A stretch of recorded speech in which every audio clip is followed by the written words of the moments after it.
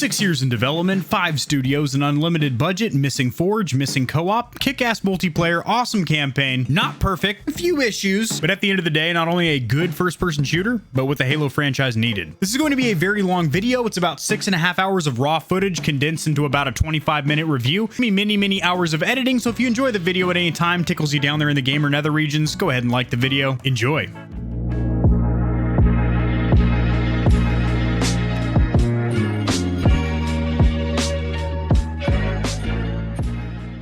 Halo Infinite, what exactly is it? It's a 2021 first-person shooter developed by 343 Industries and published by Xbox Game Studios. That does mean, since it's an Xbox exclusive, well, Microsoft exclusive I should say, that it is on Game Pass Standard and Ultimate, and if you have Ultimate, you can play it on PC as well as console, and your progress transfers back and forth. It is the 8th main entry into the Halo series, and the 3rd in the quote-unquote Reclaimer saga, following the 2015 stinker Halo 5 Guardians, which hands down is the worst title in the Halo franchise. Halo 4 being after that. Now, Infinite was supposed to be a launch title for the Xbox Series S and X, dropping November 10th along with the series consoles. It is even on the box. If you look back almost a year ago when I did my unboxing of the Series S, Master Chief's took us as sure as day on the back of the box. So it was delayed for about a year, and finally December 8th, the game drops for Microsoft Windows, Xbox One, and the Series brothers. So the main reason I'm giving you this little history lesson is so you can understand that this game has been in development for almost 6 years. It has been postponed 1 year. It had an almost unlimited budget, as it is a Microsoft Studios first-party titles. So just like SIE or Sony Interactive Entertainment, these are the big budget games here, the blockbusters. And even though it was 343 that was taking the lead or quarterbacking this project, as 343 specifically only works on Halo games,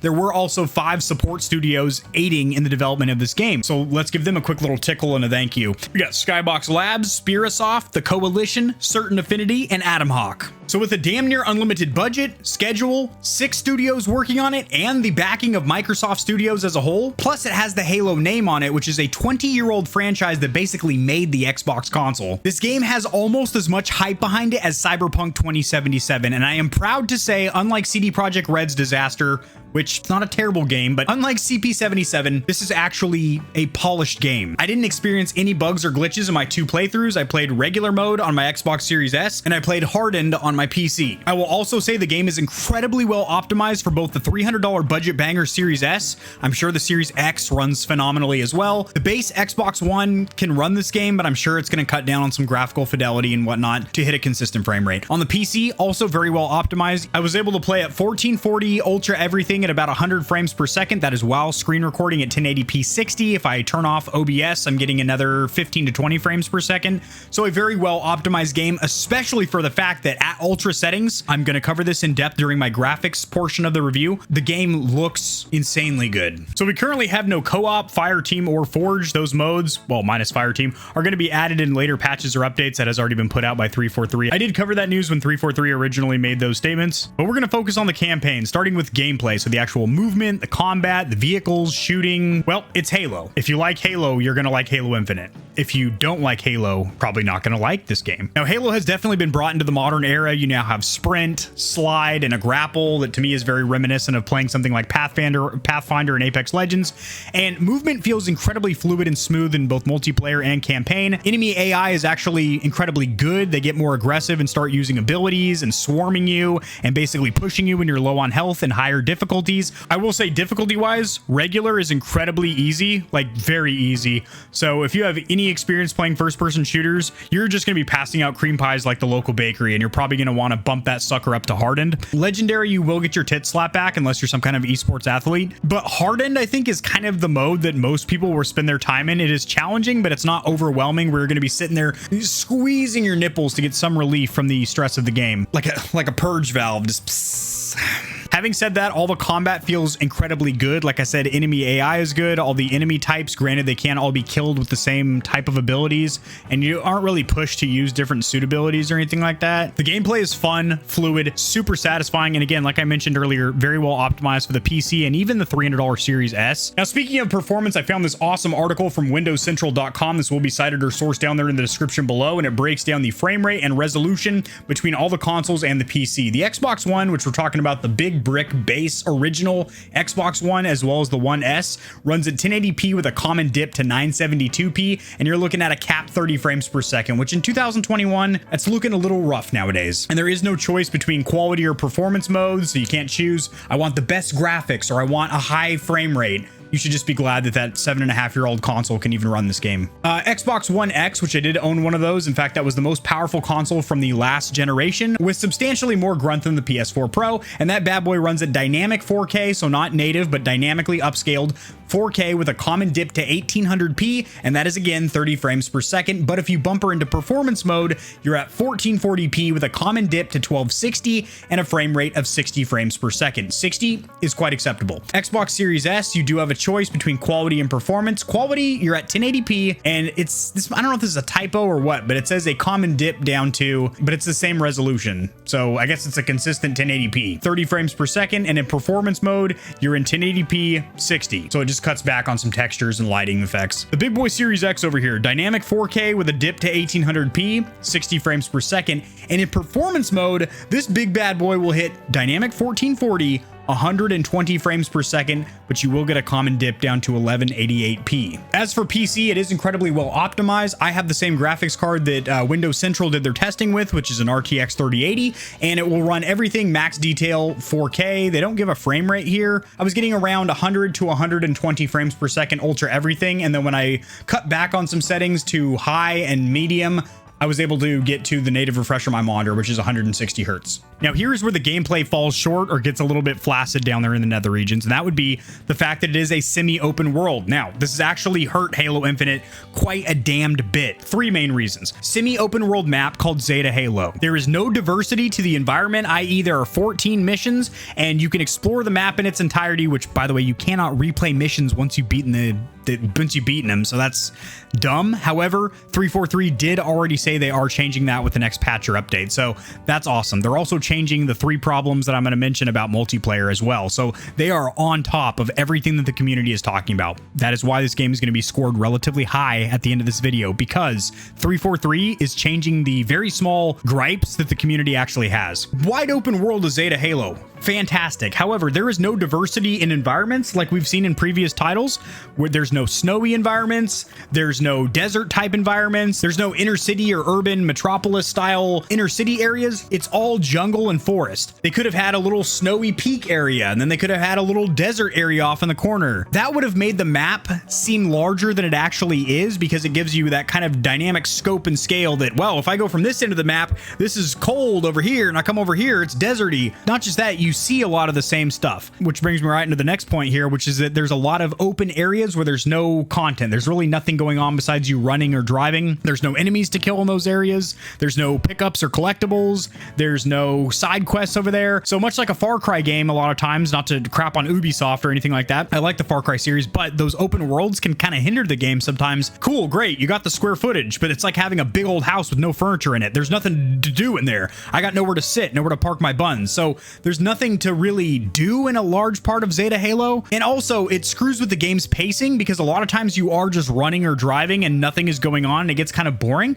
And unfortunately, that isn't a problem in previous Halo titles, and it also does take away from what makes Halo great, which is constant, steady, consistent, linear storyline, even though each mission isn't really approachable from an open world standpoint, because it is a linear one path to follow, start to finish level. They were still good experiences, and they still seemed like relatively large battlefields. Also, it gets savagely repetitive. Like I mentioned, there's 14 missions, and 5 or 6 of them use the same indoor alien construct, and you see the same damn environment several times over with a slight movement in the of the interior and whatnot. Maybe that pillar's over there now, but you can tell they recycled the same area, and it's kind of frustrating. Playing devil's advocate here a little bit and flipping onto the reverse side over here, the semi-open world does work pretty cool when you have large vehicle combat going on harder modes such as heroic and legendary. Enemies will actually shoot you out of your vehicles, out of your banshees and stuff, which is really cool. At the end of the day, here is what I think 343 should have done. This is just my opinion, but the Zeta Halo map should have been used exclusively for a BR or Battle Royale mode, and the story or campaign should have had roughly 16 to 18 missions, not 14, because they could have added a little bit of back lore tying together the story from 4 and 5, because this is a direct follow-up to 5. They needed a couple more missions to tie in the story, which we'll cover in just a little bit here, and had linear levels that you're just in a smaller level, and then just use the big wide open Zeta Halo for a battle royale mode. I think a lot of people will agree with that take, but a lot of people are gonna be like, this guy's a freaking moron, unsubscribe. From a practical standpoint, it does make the most sense that this wide open map would be ideal for a battle royale. You've got people zipping around, maybe 150 Spartans and Covenant, zipping around in Banshees, Warthogs, and Ghosts, shooting rockets across the map, slapping each other with energy swords. And then the campaign can be traditional Halo, not open world, because it's, like I said, it really takes away from what Halo campaigns have had in the past, which is like a set piece. Like each level is a set piece. We're in the snow now. Some ODST troopers are doing a mission inside the inner city and stuff, and some tight close quarter combat or CQC. You don't get any of that really. It's like, okay, we got a big old jungle to explore. Sick. Now for the graphics. This game is graphically stunning, which is hilarious because about a year and a half ago when they did that tech demo, and there was the memes with Craig, i.e. the Brute, whose face was just had no texture to it, and just like one stale emotion. His face wasn't animated with any emotion or anything. It was just like one texture. Coming from that poor demo or display to the actual polished release product, it looks great. And the thing is, it actually looks great on the Series S, the $300 console, which is super impressive considering that only has 4 teraflops of graphical power. And on my 3080 over here, she looked amazing. What looks so good, Kevin? Explain what makes the graphics good. Well, 2 things: textures and lighting. Textures. First of all, every surface that you stare at, whether it's a wall, whether it's the floor, whether it's the sky, granted, it's a fast-paced first-person shooter, but when you actually just stop moving because you're in a gunfight or something, you just stop for a minute and stare at a wall. You could be there for a while looking at like all the little scrapes and intricate cuts and texturing, and you look at a mountain face and it's got actual depth to it, or you look at a wooden pallet and the wood grain looks realistic, or you look at a leather backpack and it's got tears and frays in it and stuff. All the textures look so damned real that it really does immerse you into the environment. The second one, lighting. The way that shadows bleed through the trees, the way that sunlight cascades, it just looks amazing. The combination of textures and lighting make this game look beautiful, and the fact that 343 was able to make this look good for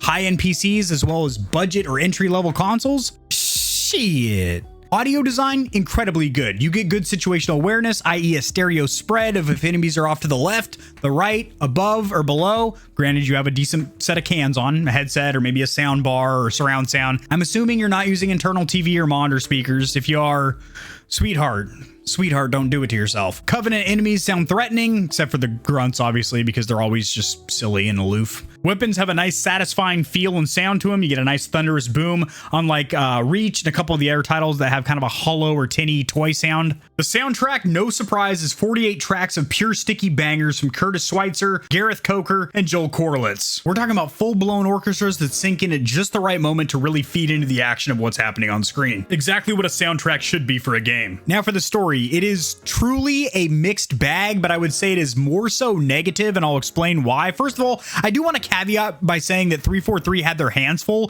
trying to undo the debacle from Halo 5, as it was very confusing and left it wide open. They're also trying to appeal to new fans of the franchise, plus long-term fans of the series.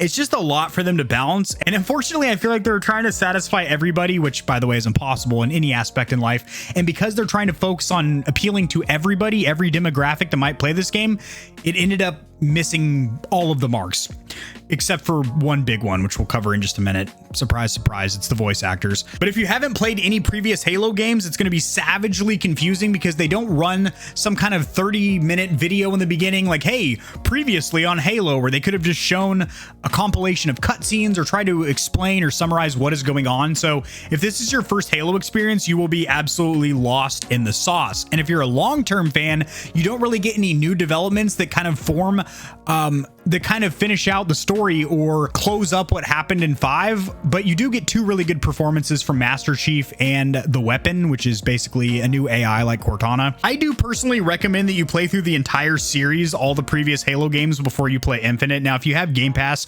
you are able to play the entire Master Chief collection. I would recommend starting with Reach, as that is the 5th entry into the series, but technically, since it's a prequel, it happens before Combat Evolved, and just play them in order so that way you know what the shit is going on. But if not, hey, no big deal. There's a bunch of YouTubers out there that have really good videos explaining the story of Halo. So other than the underlying fact that it is confusing for newcomers because nothing is really explained, and it also doesn't form any new developments or answer any existing questions for existing fans of the franchise, having said that, the performance of voice actors Jen Taylor and Steve Downes literally make up for almost everything I mentioned in the story, because you get to experience Master Chief, or John 117, becoming closer to this new AI called the Weapon. Think of her kind of like a new Cortana, and they end up building a good relationship throughout the game. But I just want to give a quick standing ovation to Jen Taylor.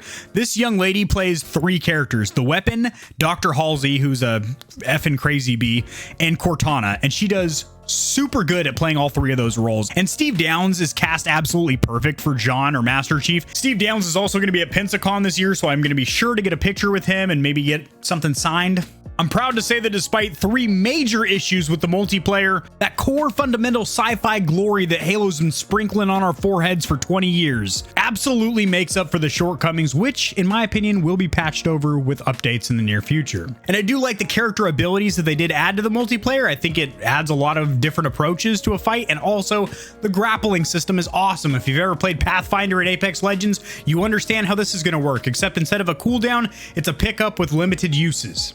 It's satisfying when you whip around, why did I say it like that? When you whip around a squad and just drill them up the tuchus with your grappling hook. It's great. I will say all of the standard maps are very good. They have a lot of verticality, a lot of diversity. They're not just traditional 3-lane Call of Duty style maps. They're actually fun to play, especially because of the abilities that you now have with the grappling hook and the little jetpack burst. And I do think that the fast-paced action of 4v4, as well as the 12v12 big team battles, is just a good time, and it's truly enjoyable, and it's something that you'll probably sink a lot of time into. You're going to beat the campaign probably a couple of times on different difficulties. You might play it with different people when co-op comes out, maybe your significant other if they're into games, and then maybe like a buddy in couch co-op or something like that. But eventually what's going to keep you around and keep you playing this game is going to be the multiplayer. Now eventually down the road 343 might add something like a battle royale mode, but in the meantime we have multiplayer, and it's actually really good. However, there are 3 major issues. And I do want to say, just like with the campaign, all of the issues that have been brought up to 343, they are listening. They're listening to social media. They're listening to content creators and their communities, and they are making these changes, and quickly too. They're not CD Projekt Redding this thing where they're like, yeah, we'll get to it. And then like a year later, Cyberpunk's been out for a year now and stuff still hasn't changed. 343 is instantly making these changes. For example, the XP was gaining it at such a slow rate, you couldn't really unlock any cosmetics or anything, and they changed that. So now XP is faster. It's still not as quick as it should be, but I'm gonna skim over the 3 major issues, and I will probably make a separate review video just on the multiplayer after I've sunk another 40 to 60 hours into it. And the first one is content. Sheer lack of content. There is absolutely no reason why Halo Infinite is not the definitive Halo multiplayer experience, and it simply is not due to lack of content, i.e. not enough modes that need to be there, not to mention modes that don't really require a whole hell of a lot of tweaking on the developer's part to make them happen. For example, a mode with all sniper rifles. We've had it in the past. Why do we not have it currently? And a bigger problem than just missing modes is the fact that you can't really create your own custom game modes, because a lot of times you can only change just the map or just the mode, and all the fine-tuning tweaks. Say, for example, you want your friends running around with rocket launchers and sniper rifles with a bunch of banshees spawned in, and there's double damage and low gravity. That sounds pretty fun. I'd love to enjoy that. But every single time that you launch the game, you have to reset up that custom game instead of being able to save presets. Also, trying to add or invite your friends if you have a big friends list, is kind of a pain in the wiener schnitzel because it's not alphabetized. The friend list is not alphabetized. That seems like a very simple fix. And another big old juicy issue is you can't just select the specific modes that you want to play. You have to play this developer playlist where the developers will put a fresh rotate of stock. Basically, you lift up the cabbage and dust underneath it, put it back on the shelf. Weird analogy. What does it mean? Every week, the developers rotate through different game modes of their selection. Not the community selection, not voted on, not anything that we want, just what 343 wants to spit out there. Instead of us being able to pick and choose what modes you want. For example, in Call of Duty, granted, the last few Call of Duty titles have been relatively stinky. Nobody's been wiping them over there at Activision Blizzard, but at least they've got that correct. You can check boxes or untick bubbles and then jump into just the modes or matches that you want to play. The next one is going to be the battle pass system and how you unlock cosmetics. It is straight garbage. The main reason is XP is slower than molasses in the dead of winter. It's slow, so slow. Now, 343 has already made a patch or update to expedite the process of gaining XP. However, a lot of times the cosmetics that you're working for, maybe a specific armor set or something, is so far behind multiple unlocks that it just takes forever to get to, which is unfortunate. And they do also have some very expensive real world money purchases as well. And that leads me right into the third and final problem or issue with multiplayer, and that is monetization, i.e. monetizing us on the back end. We've already paid for the game. Well, if you have Game Pass, you've at least paid for the subscription service of either $10 a month for basic or $15 a month for ultimate. So you've already paid for the game and you're getting bent over, palms on the desk, railed out by 343 with monetization, which is kind of unfortunate, but it's kind of to be expected because they went with a free to play. Whoo, that's bright. Camera, do your auto adjust, please. Sony A5100, do your thing. They went with this free to play model for multiplayer, which I personally am against. I think it's a bad decision because now they're going to monetize us with a bunch of cosmetics. Now, granted, you just don't have to buy them. It's just you'll have like a really bland looking character except for the cosmetics that you unlock by playing the game. But I have heard rumors of seasonal and LTM limited time modes where you're actually going to need to pay your way in to compete in them. And that's just ridiculous. So I don't know if that's substantiated yet, but I have heard those leaks and not really liking that. I will probably make a separate video just on the monetization practices of 343 when it comes to the multiplayer of Infinite. So putting the dick in verdict, how is Halo Infinite on a scale of 1 to 10? Plugging it into the stiffy meter over here. Is it a big, thick, veiny, girthy rager? A purple-headed, one-eyed yogurt-slinging beast? Or is it a limp, flaccid doozer flopping in the breeze? I'm going to give Halo Infinite an 8.5 out of 10 on the stiffy meter. I was going to give it a 7.2 originally. However, watching 343 from the sidelines, kind of peeking, seeing how they're handling the situation, they're listening to the gaming community and they are already making fixes to the campaign and the multiplayer. So that makes me feel reassured as a consumer that they are actually going to pump support into this game and keep it running for years to come. The campaign is fun and satisfying. The gameplay is fast, fluid, and enjoyable. The multiplayer is a hunky-dory good time. Graphically, this game looks stunning. Audio design, it sounds good. Soundtrack, hot. Two of the best voice actors in the video game industry. Overall, this is just a great game. Now, what stops it from getting a masterpiece score, a top tier, S tier, God tier, 10 out of 10 on the Richter scale, for one, I do think that the semi-open world actually hurts Halo Infinite. And I'm not alone in that sentiment. From a lot of other tech and game reviewers out there, that's kind of the consensus, is that the traditional Halo linear storyline is better because it fits Halo's blueprint better than a massive open world. This ain't Far Cry. Now, granted, they did a pretty good job. There are activities to do, but there's a lot of times where you're just traveling Zeta Halo and there's not much going on, or you see the same environments over and over, and that's kind of unfortunate. And then also there are those three problems that I mentioned about the multiplayer, but I'm sure those will get fixed over time. And the story isn't an absolute banger. It's much better than 5. It's even better than 4. I'm replaying all the Halo games right now so I can do an actual tier list of all the Halo campaigns and multiplayers, but thus far, I would say it's right in the middle of the franchise as far as like a good, meaty story for you to, bite your lip and quiver with pure gaming pleasure. If you Stallions enjoyed this honest game review, go ahead and take your thumb, grease it up, and put it on the like button. I don't know where you thought I was going with that one. You as the viewer are absolutely 100% in control of how many people actually see this video by tickling that like button, just giving it a little Husker do, how do you do? The Google algorithm says, hey, this is a good video. Let's go ahead and promote this bad boy. And that helps this honest review to be seen by other gamers so they can decide if Halo Infinite is worth them playing. Subscribe for more content like this. I cover news in the gaming community and industry, as well as tutorials helping you get set up streaming and YouTubing, and honest gaming peripheral reviews, keyboards, mice, headsets, controllers, microphones, chairs, etc. And I'll see you tomorrow. Peace.